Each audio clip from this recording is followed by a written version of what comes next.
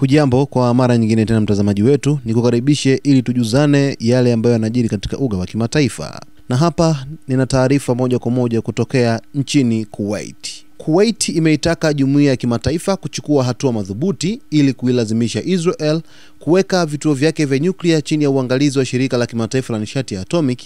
IAEA.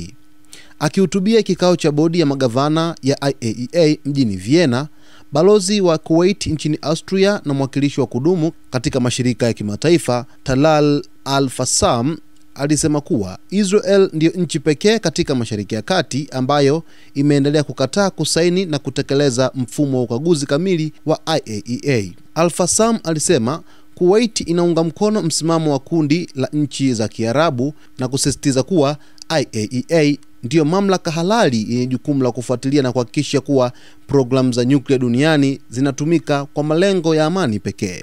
Balozi huyo alibainisha kuwa mataifa yote ya Mashariki ya Kati yanazingatia mkataba wa kuzuia kusambaa kwa silaha za nyuklia NPT, isipokuwa Israel ambayo imeendelea kukataa kuweka vituo vyake chini ya ukaguzi na hivyo kukwamisha juhudi za kulifanya eneo hilo kuwa huru dhidi ya silaha za nyuklia na silaha nyingine za maangamizi makubwa. Aidha, alikumbusha jumuiya ya kimataifa kwamba Israel haijatekeleza maazimio muhimu ikiwemo azimio la Baraza la Usalama la Umoja wa Mataifa nambari 487 ambalo linataka vituo vyake vya nyuklia vikaguliwa na IAEA pamoja na maazimio ya mkutano wa mapito ya NPT wa 1995 na uamuzi wa mkutano wa 53 wa Baraza Kuu la IAEA wa mwaka 2009. Al-Fassam alisisitiza kuwa swala la uwezo wa nyuklia wa Israel linapaswa kuendelea kuwa kwenye ajenda za IAEA hadi pale hatua za vitendo zitakapochukuliwa kuhakikisha uwazi na usalama wa kikanda. Hatua ya taifa la Kuwait kutaka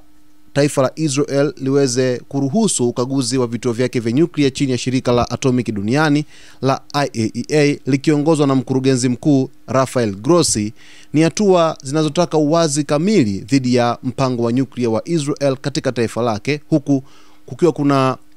mpango mkali wa kupinga mpango wa nyuklia wa taifa la Iran katika nyakati za hivi karibuni. Kuwait imeamua kuonyesha msimamo mkubwa wa mataifa Mashariki ya Kati kuweza kusimama pamoja na kuainisha kwamba taifa la Israel linatakiwa liweze kuwa huru na kuwa wazi dhidi ya mpango wake wa nyuklia ambao unaonekana kwamba utazidi kuwa tishio katika nyakati zijazo kwa hasimu wake, hasa taifa la Iran. Mtazamaji wetu,